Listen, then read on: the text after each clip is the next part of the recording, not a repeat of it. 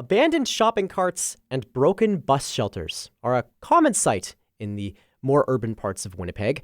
For some, they are signs of the systemic problems that face our community, and they are in need of constant, quote, cleaning in order to make the downtown, again, quote, livable.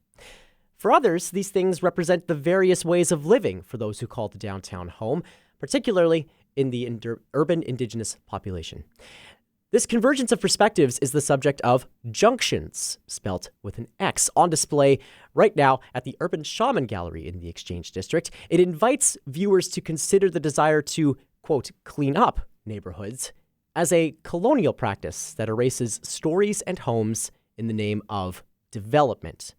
Junxions features two installations: Carts by Marco Muller, aka Super MP, and Bus Shack by Zach Ironstand.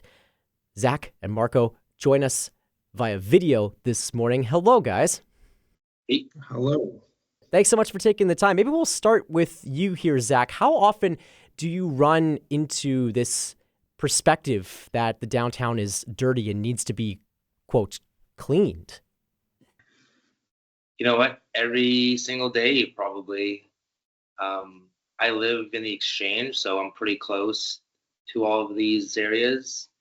And just passing by people, you can kind of see what they're thinking almost just by their facial reactions. That's got to be like something to wrestle with as someone who lives in that part of the city. What about for you, Marco? How often do you interact with these perspectives, and do you see these same looks that Zach is encountering? Absolutely. As an urban Indigenous person, you really you begin to see your surroundings a lot, and you can begin to see how people are treated around you, and how differently these communities and areas get looked at and everything. So it definitely feels like a regular everyday thing, even being someone who may not have been living in those scenarios or those particular areas. A lot of my work has been right in the Exchange District as well, whether it's my private contracted work as an artist or working within different various organizations down there. It's definitely something I've seen growing up my entire life. Maybe you can speak a little bit, Zach, to maybe the moment that you felt compelled to respond to these looks and this feeling as somebody who lives in the Exchange District. What was the moment where you decided, that's it, I need to address this through my art? It was probably when I started reconnecting with my mom. She lived in the Sutherland Hotel, and seeing her life go unnoticed is what really pushed me to get this message out, that there's more to the story, that these are people, and a lot of the things that they went through are because of what Canada did. And it starts to get a little bit frustrating when nobody really knows what you're talking about. Yeah. So that's kind of where I used my art to start spreading that voice and that message. Part of this joint exhibition, Marco, is something called the third space theory. And maybe I'm wondering if you can speak a little bit to how this idea of a third space in our lives plays a role in this joint exhibition. That would be I think more of a question directed for the curator, Justin Bear. He was the one who brought up that theory with his curation practice and that. So I can't answer it as good as he may have been, but I will say, I guess this third space of representation with my own artwork and that, I've been able to utilize, similar to Zach, this spirit of indigeneity and the spirit of artwork within our work to be able to share, I guess, a third element or bring awareness to this other insight of things that are right in front of us, right? That, as Zach mentioned, that are easily overlooked or forgotten. So it's something that we can see on a regular basis, almost daily, but not think too much about it. And I feel like that was a big part of the why Justin Bear had wanted to have this exhibition come together, and why he's seen the similarity between me and Zach's work and how it spoke to, I guess, this third space that you mentioned. Yeah. Maybe we can talk in a bit more detail here, Marco, about your contribution to this exhibit and installation, as we mentioned, called Carts, which I understand is a collection of images of discarded shopping carts that people can see in the downtown. Maybe you can tell us a bit more about how you captured these carts and what they represent. Yeah, so Carts has been a body of work that I've been working on since I think the spring of 2019, so that's 6 years now. It's been something that I gravitated towards.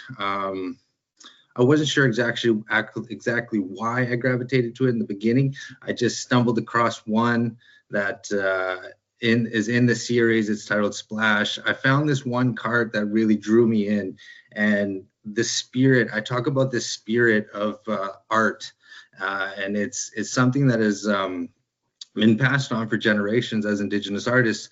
We know and believe the spirit in art is special in power. So that's what got triggered to me with this art series.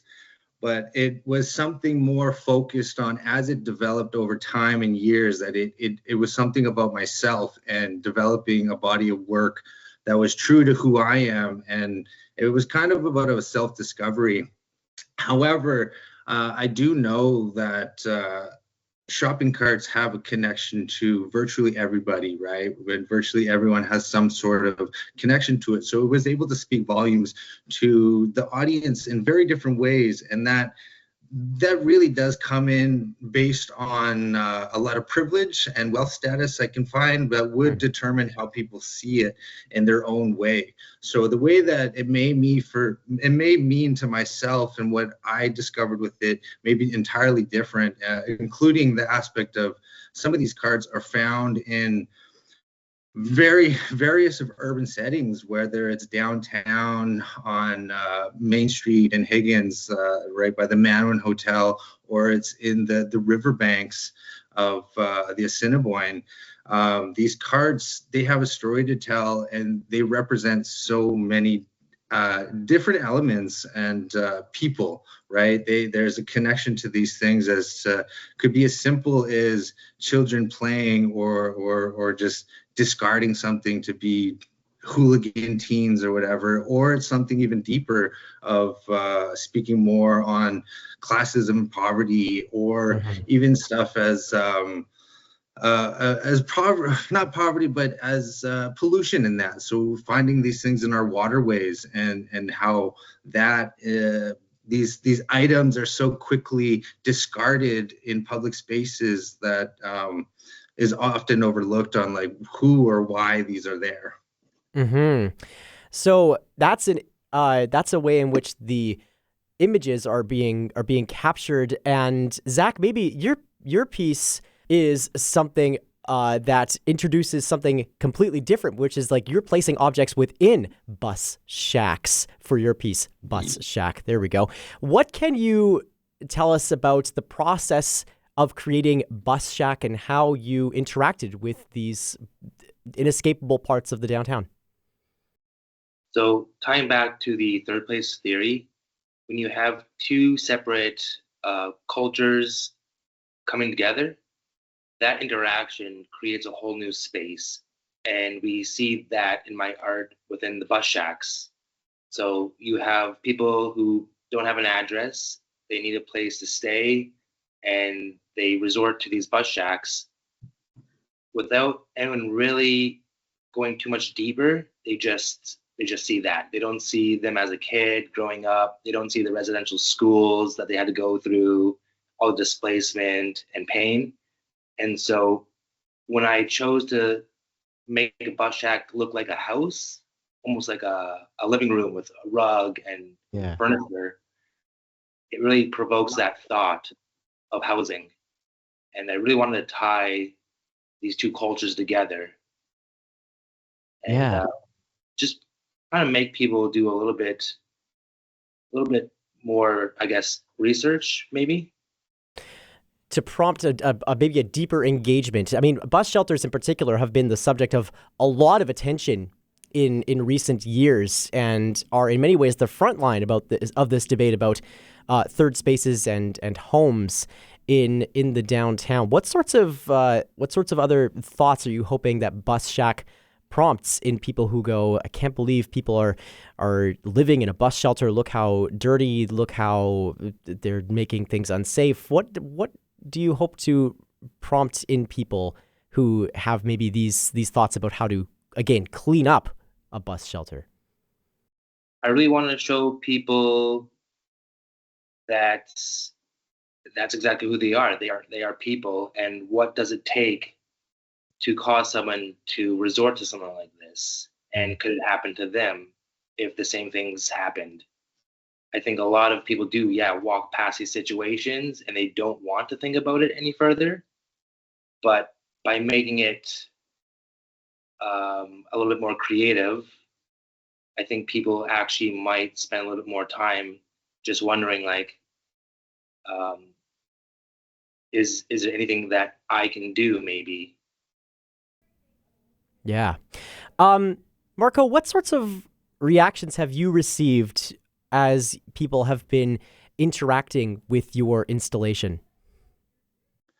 There's been a number of reactions. A lot of them, most of them positive, but they definitely do have triggers of the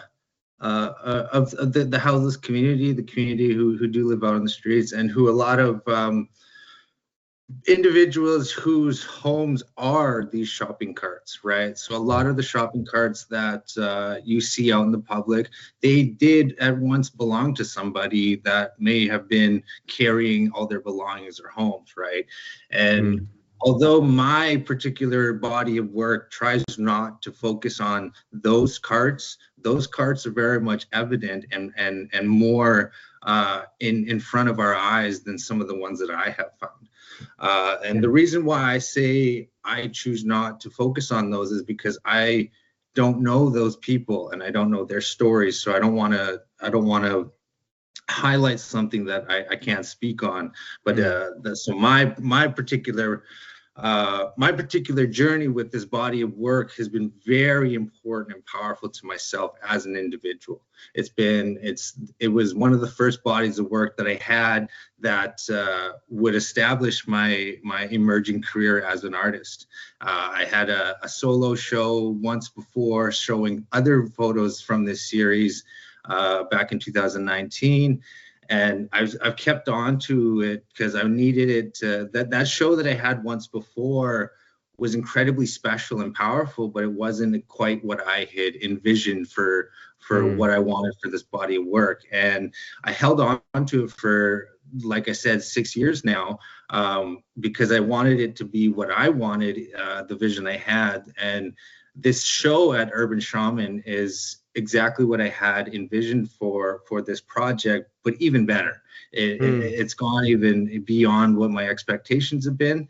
But with that being said, there's been a lot of different responses with that. And I'm very, I love to share that experiencing artwork is entirely individual, but also it's really impactful for whatever you may feel. And that's the beauty in art. Whatever it evokes in you and that emotion you feel is completely valid, even if it's entirely different from what I may be intending with it.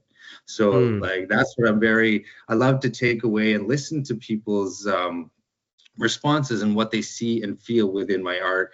And I do know a lot of people have taken that image of of the street life, or people who's may have brought these carts into these situations due to less privilege or other things like that. And I do think that is very important. I do think that is something to acknowledge and respect. These individuals, these people who live out on the streets or out on the land, they are humans. They're people, right? They have a story to tell, just like any one of these shopping carts may have. There's an individual that has a story to tell of how it got there and what it actually take to get there. And I guess in a way you can look at these shopping carts as a representation of different people or survivors, or say, because there's a lot of the times where you find these carts busted up or mangled and disposed of, and they tell very different stories, right? They tell very unique experiences. I found carts in some of the most randomest places and just thought to myself, what is this story that it holds? What can I learn from it, seeing this? And when I took that time to really invest more with this body of work and to follow that spirit of this artwork, it helped myself discover a lot more about my own things and my own mental health aspects in that. But also it really made me bring more awareness to the surroundings and individuals that we see around us, that live right around it, coexist with us in that. Yeah. Maybe I'll leave a last question here with you, Zach. This message of this exhibit is clear. There's beauty in our urban space, and there's all these amazing stories that exist in our urban space before we clean it up. Is the gallery more of an affirmation of this for the people who live in the Exchange District, live in downtown Winnipeg, or do you see it more as a reminder of the fact that these stories are important and valuable for the people who don't live there and maybe look sideways at those bus shacks like we were talking about before? Good question. I can kind of see it as both ways. It's something that needed to be said and eventually was going to be said, using emerging Indigenous artists like ourselves. We have this great timing to have the knowledge, have the messages, and then also have this way to display it.